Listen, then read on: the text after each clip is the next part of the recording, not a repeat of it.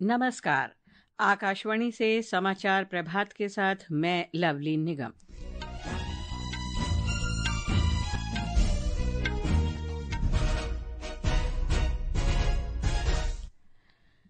प्रधानमंत्री नरेंद्र मोदी ने फ्रांस के राष्ट्रपति इमैनुअल मैक्रों से यूक्रेन संघर्ष शीघ्र रोकने के प्रयासों पर चर्चा की। सरकार ने कहा, जीएसटी में बड़े स्तर पर सुधारों से सहकारी क्षेत्र को मजबूती मिलेगी, सहकारी उत्पाद प्रतिस्पर्धी बनेंगे और मांग बढ़ेगी। वायुसेना ने जम्मू कश्मीर के ऊधमपुर के बाढ़ और भूस्खलन से प्रभावित क्षेत्रों में राहत सामग्री पहुंचाई। हिमाचल प्रदेश में 540 लोगों को सुरक्षित निकाला गया। गुजरात और राजस्थान में आज तेज बारिश का अनुमान। एशिया कप हॉकी फाइनल में आज भारत का मुकाबला दक्षिण कोरिया से और अमेरिकी ओपन टेनिस में अरीना सेबालेंका ने अमांडा अनिसिमोवा को हराकर महिला सिंगल्स का खिताब बरकरार रखा।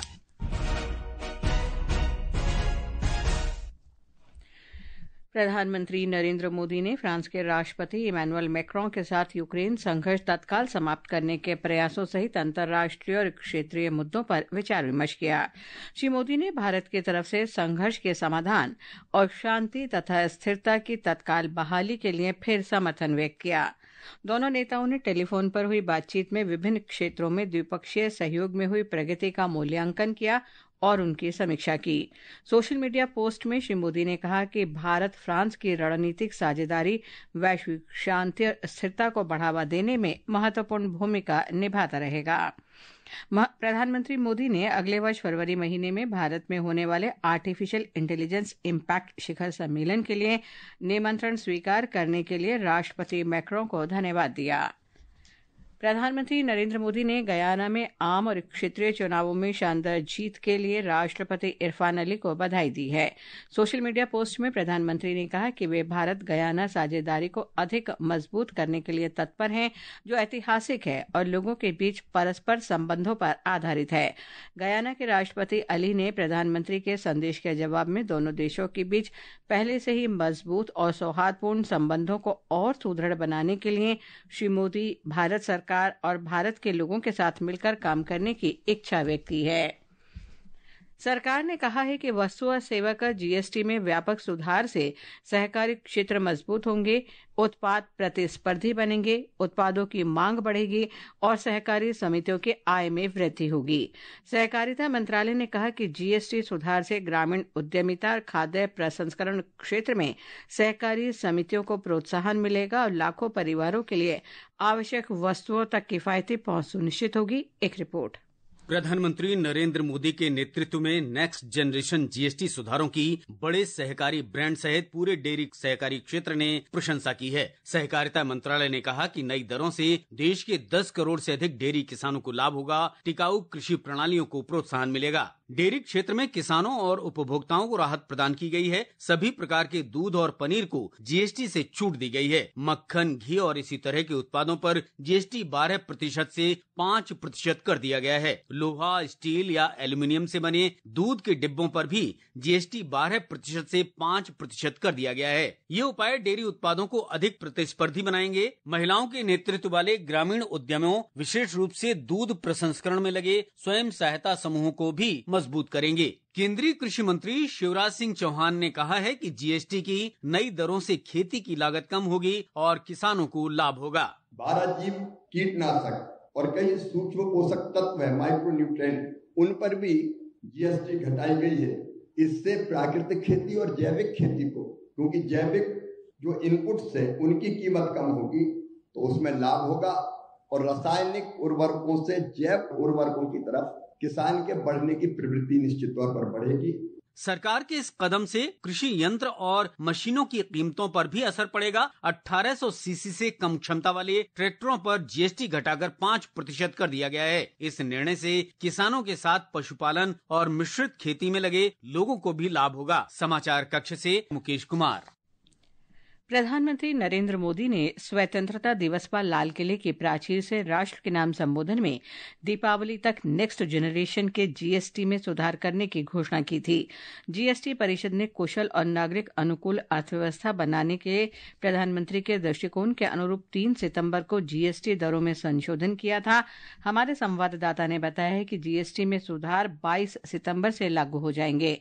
आज हम माल परिवहन क्षेत्र में कर सुधारों की बात कर रहे हैं।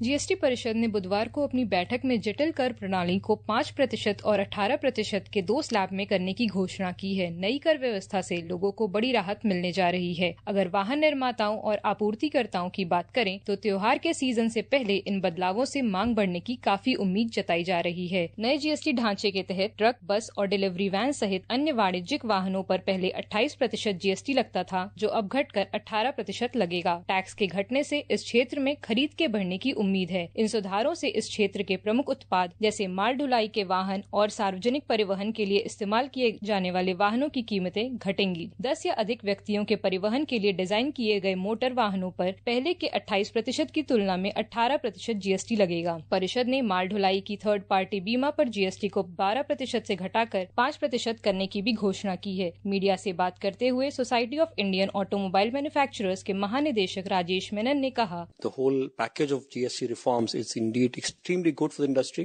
It will create and stimulate demand. It will boost consumption. Next few months, as an automobile industry, we will see cheer to the consumers with lots of vehicles becoming more affordable across segments. Automobile उद्योग ने परिषद के इस फैसले का स्वागत किया है और इसे एक ऐतिहासिक सुधार बताया है। जीएसटी सुधार से घरेलू और निर्यात दोनों क्षेत्रों में मांग को बढ़ावा मिलने की उम्मीद है। ऋषु के साथ सौम्या शरण, आकाशवाणी समाचार, दिल्ली।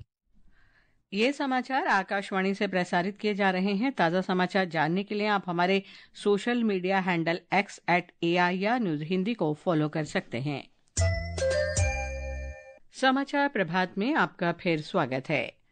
वायुसेना ने जम्मू कश्मीर और हिमाचल प्रदेश के भूस्खलन प्रभावित क्षेत्रों में बड़ा मानवीय सहायता अभियान चलाया है।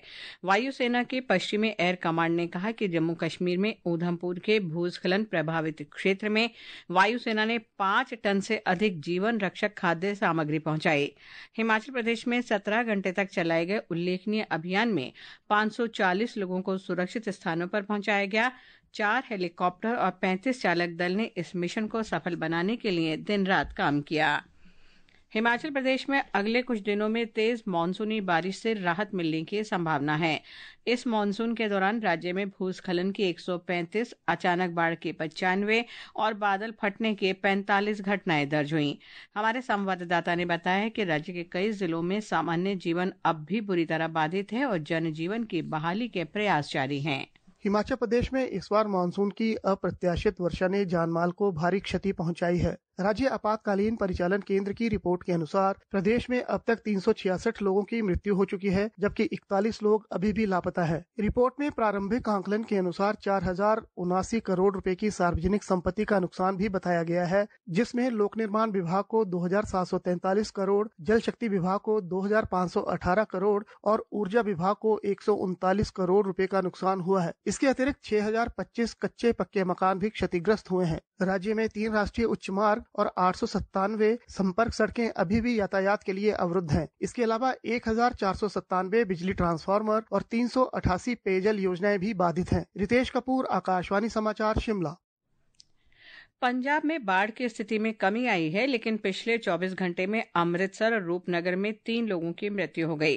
राज्य के 14 जिलों में बाढ़ से जुड़ी घटनाओं में अब तक 46 लोगों की मृत्यु हुई है, जबकि पठानकोट जिले में 3 व्यक्ति लापता हैं। ब्यौरा हमारे संवाददाता से। हर गुजरते दिन के साथ बाढ़ से प्रभावित जमीन, फसल, लोगों और जान माल के नुकसान की गिनती बढ़ती जा रही है। गुरदासपुर, फाजिलका, फिरोजपुर, अमृतसर, कपूरथला और तरन तारण जिले सबसे ज्यादा प्रभावित हैं। घरों और पशुओं को भी काफी नुकसान हुआ है। भारतीय सेना, वायुसेना, एनडीआरएफ और बीएसएफ की विशेषज्ञ टीमों द्वारा सुरक्षित बाहर निकाले गए लोगों की गिनती भी बढ़कर लगभग 23,000 हो गई है। स्थानीय लोगों और गैर सरकारी संगठनों की मदद से राहत राहत और बचाव कार्य जारी हैं। पंजाब की दुग्ध सहकारी संस्था मिल्क फेड वेरका ने भी डेयरी किसानों और पशुओं की मदद के लिए एक व्यापक दोहरी रणनीति अपनाने के साथ यह भी सुनिश्चित किया है कि कोई भी परिवार बिना पोषण के न रहे। राजेश बाली, आकाशवाणी समाचार, जालंधर।